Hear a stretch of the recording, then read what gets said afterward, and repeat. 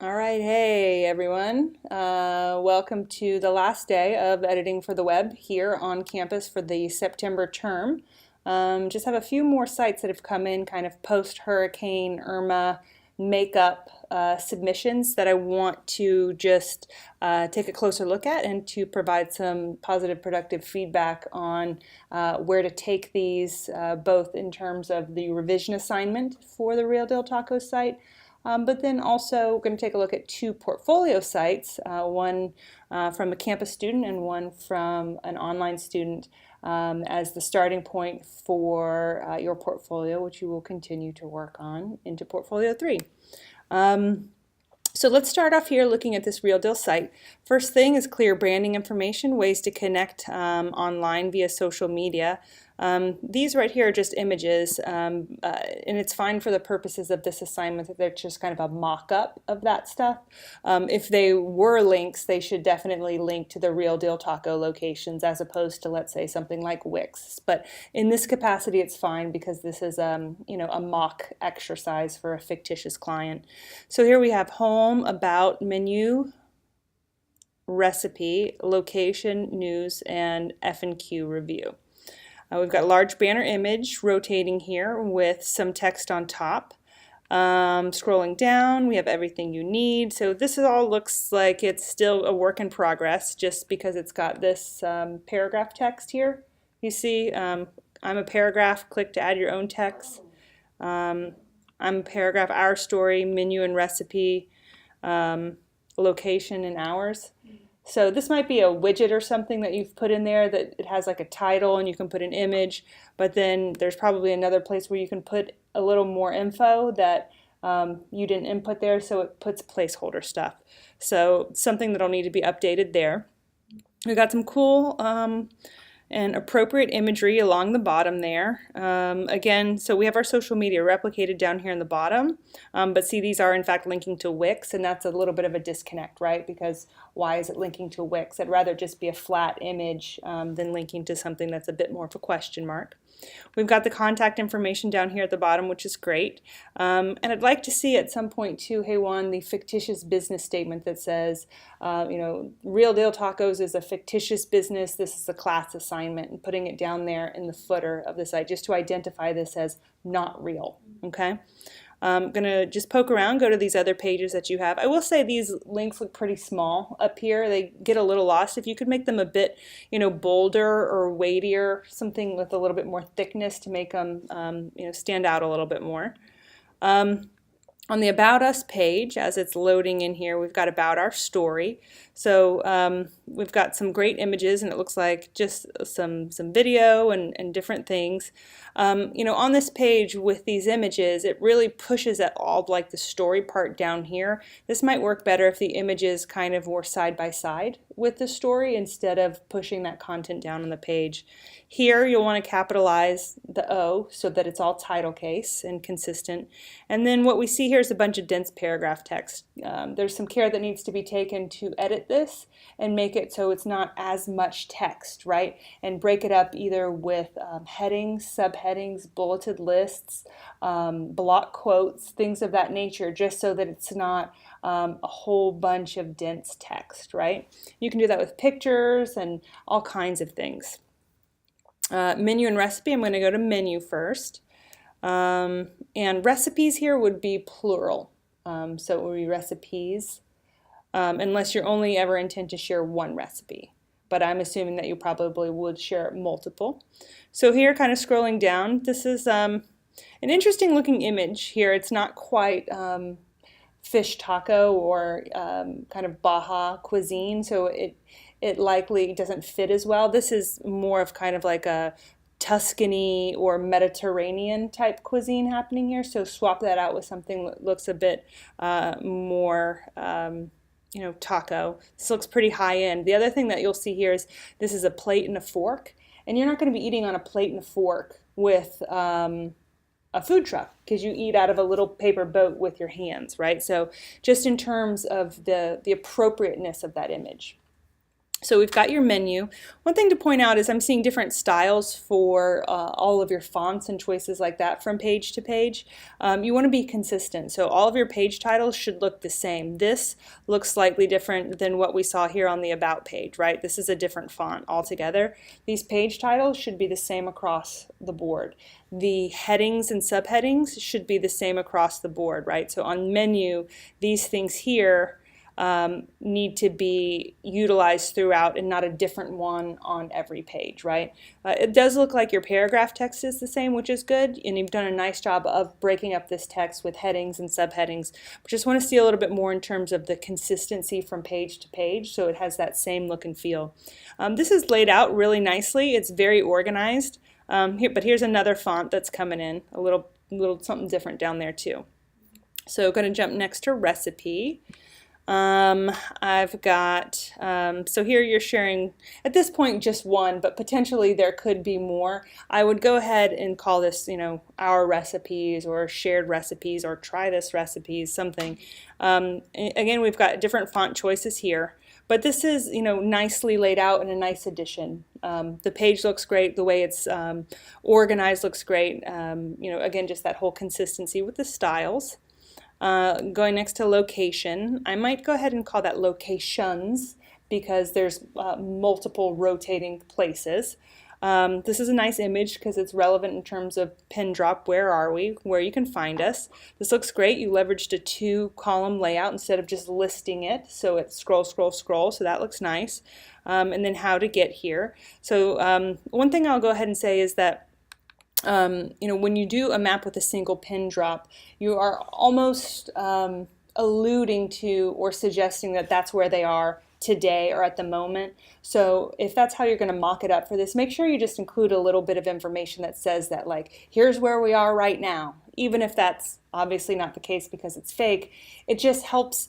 It helps with the context of understanding a map with a single pin drop on it. Because otherwise, if you don't say, like, this is where we are right now, it leads us to believe that there's like a restaurant or a kitchen or a brick and mortar location that we can go to and find this place, when that's not the case because it's a mobile business. So jumping next to news, here we have just awesome, great images coming in again, but same feedback that it pushes the content down on the page. Here, what you're doing is just putting what could be blog posts or little micro news posts, but you're just putting as text on the page. There is a lot of value in using a news or a blogging module or a journaling module, because what that does is it auto archives content, meaning that when you have a new post, you say new post, it automatically puts that post at the top and pushes the other ones down. Whereas now you'd have to manually go in and do that. And when you get too much content on a page, you'll have to delete that off the page. But with a blog, it archives it, and that becomes really rich keyword content that can help your site get found. So I'd like to see this part become a blog. Last but not least, we've got the F&Q review. So I believe this should say FAQ. Because it stands for frequently asked questions, so it's the abbreviation of that, and testimonials, right? So this is a disconnect here. You call it review at the top, and you call it testimonials in this space. So you want them to be referred the same way, right?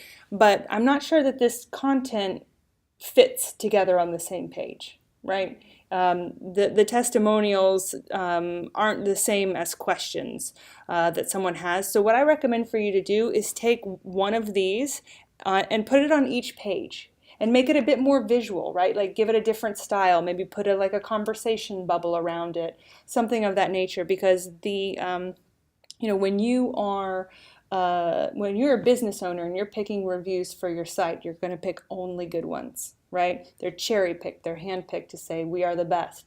And people know that. And because they know that all the reviews they're going to read are positive, it doesn't make sense to read them all, because you're never going to get that one that says, oh no, don't you dare get that blackened fish taco. And for that reason, you'll have more eyes on more testimonials if they're not all lumped together, and if they have a different visual appeal or visual bling or pizzazz. Maybe include a thumbnail image of the person saying it, and there's a number of things that you can do. So I appreciate that you have included the frequently asked questions. Again, we've got some different color or different type fonts here, so the consistency within that. You'll want to capitalize these as the heading. How can I find your truck? And then, so in this case, it looks like you have added some questions but haven't added any answers. So you'll need to go in there and just make up some answers that go to your questions, but this is a nice addition. Overall, this is a really great, strong foundation, and with just a few tweaks, you can really get this site to a place where you could include it in your portfolio as an example of best practices in strategic design, right? So we'll continue to work today on, we'll spend the workshop in class today making these changes. Here is your portfolio site. So this is a great work in progress as well. You've got a fun logo here for sure, and then I'm guessing this is saying create, is this what, times or plus, multiply, or just design element? Okay, design element, create your world, Hye Won. We've got home, about us, work, and contact. This is a little small, like maybe like to see your navigation a bit bigger. A little bit of an about me. Anytime you have the paragraph text, you want it to be aligned left, right? I have my text, but not in it just yet. So we've got a home page here. So this is some of your work and some of the things that you're doing, which is cool. Works, so nothing on this page yet. And then contact. Just a simple contact form here. I can appreciate where you are with this. Again, this is going to be an assignment that you work on quite a bit next month in Portfolio 3.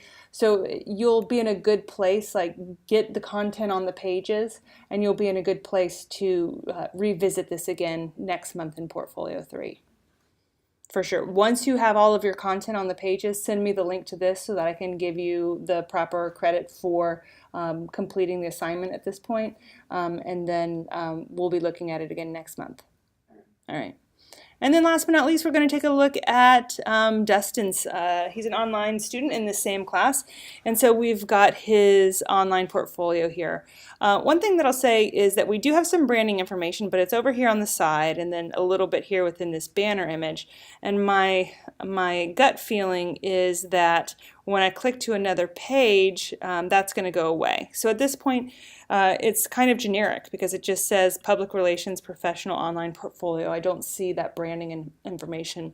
That needs to be upfront and preferably in a place of prominence. And so when we think about in English that we read from left to right, that place of prominence for your brand and your identity is going to be that top left corner of the screen. That's pretty standard in web design. So you want that to be up there and visible at all times so people know where they are.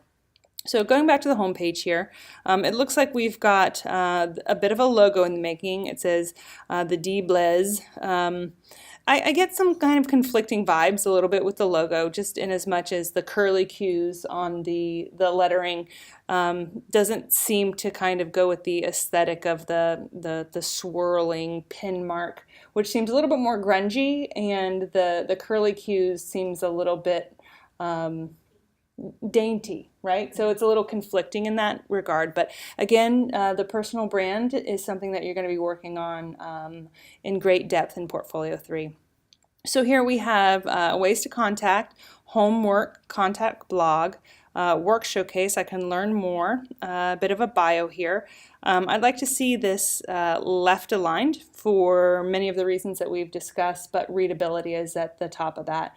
Make it easy for people who are going through a paragraph of your content to have an easy experience with that. Scrolling down, so here just we've got some fun quotes and then ways to connect online. These are linking to Wix accounts, so you'll definitely want to update that with your own social media.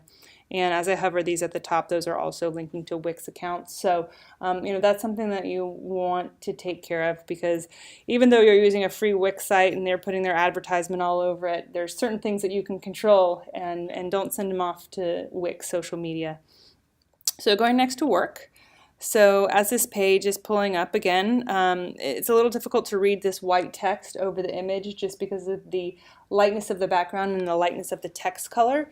You need to achieve a bit more of a color contrast there, maybe darken this image a bit so that the text pops off a little more. You want to left align this text instead of center align it. Center align is great for titles, headings, subheadings, but anytime you have more text, you want it to be left aligned. Scrolling down, so here we have just some different projects you've done. They're organized nicely down here. So we get the title to view it, and then like a thumbnail image on it.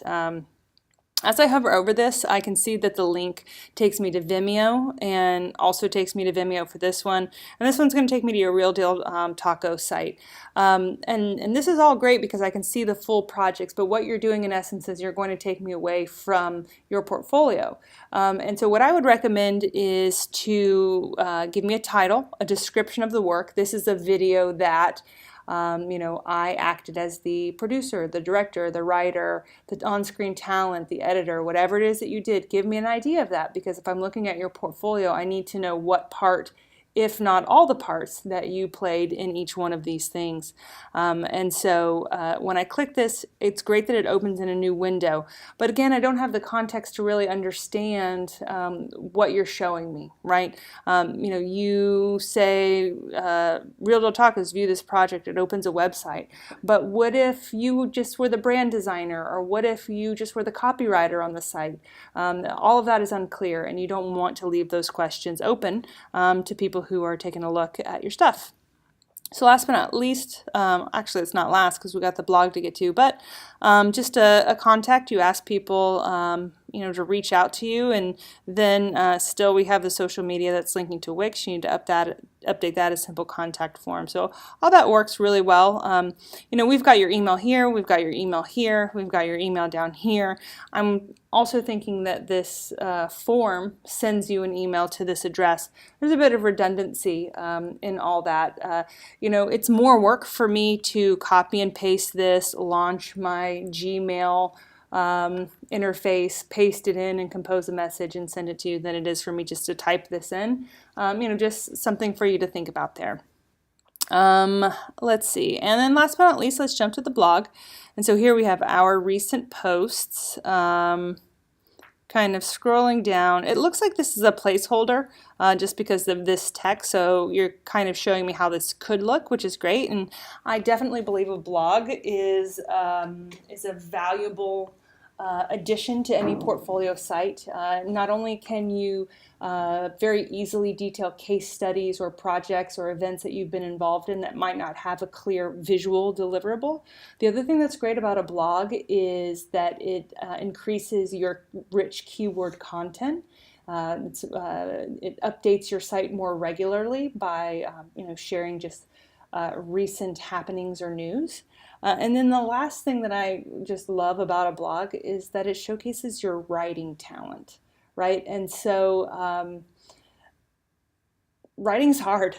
Writing is hard, and it's something that many people don't do terrifically well. So like if you are sharing your writing out there, number one, make sure that you're having someone proof it. But number two, know that it's an opportunity for you to showcase a skill that is in high demand. And that's just the ability to communicate through the written word, right? Overall, Dustin, this is a great start, and there are a few points of feedback that you can use in the next iteration of this site, which will happen in Portfolio 3. So I'm going to close this review and get this feedback to you guys for your portfolio sites. Again, that is to be revisited next month. But for your Real Deal Taco sites, you do have the revision activity of that we will be pushing to get these to a really great place before the end of the month.